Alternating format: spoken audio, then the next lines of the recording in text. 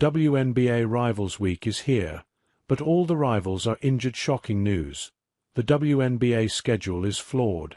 We knew that.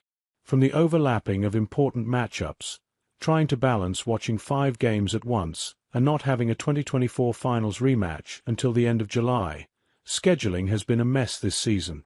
One thing the WNBA tried to implement this season was a Rivals Week, including key matchups between rival teams over the span of a week. Well, that week is here. And it won't be what the WNBA anticipated. Maybe the biggest marquee matchup for Rivals Week is the Indiana Fever vs Chicago Sky game, as ongoing hype around Caitlin Clark and Angel Reese continues.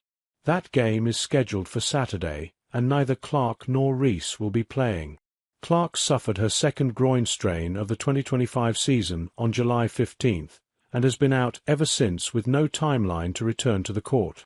The last update from the Fever was that she would be continuing her recovery, and they'd let us know when there was an update. Reese, on the other hand, has been out since shortly after the All-Star game with a back strain. Sky head coach Tyler Marsh told the media this week that there is no timeline for Reese's return. That leaves one of the biggest draws of Rivals Week without its 2 stars, and instead will just be a lopsided game between the playoff-bound Fever and the 2-8 in their last 10 games Chicago Sky. The other big draw of Rivals Week was multiple games between the 2024 WNBA Finals teams, the Minnesota Lynx and New York Liberty.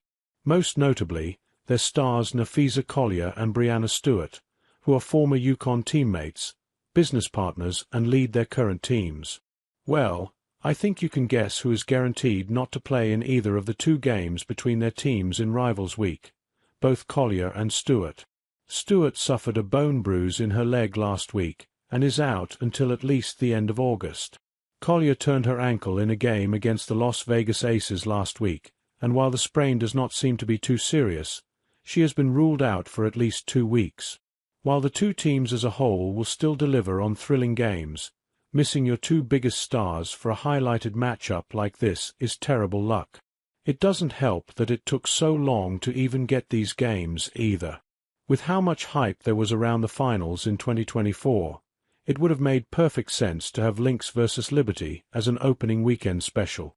Instead, they didn't meet until July 31st, when both teams had already suffered injuries and many players were held out of the game.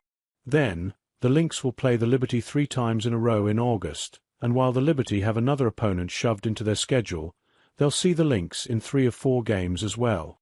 It would have been nice to see these 2 teams battle it out at full strength back in May or early June.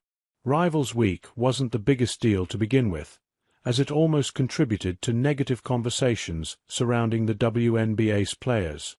There is a ton of negative discourse surrounding how these women express themselves on the court, and while it would be fun to promote healthy rivalries, it doesn't seem like the WNBA's discourse is there yet.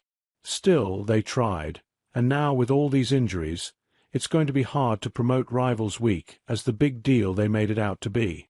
Whether the fix is letting these big rivalries play out naturally, fixing whatever algorithm makes this wonky WNBA schedule, or giving the players more rest time to avoid injuries like these, something's got to give.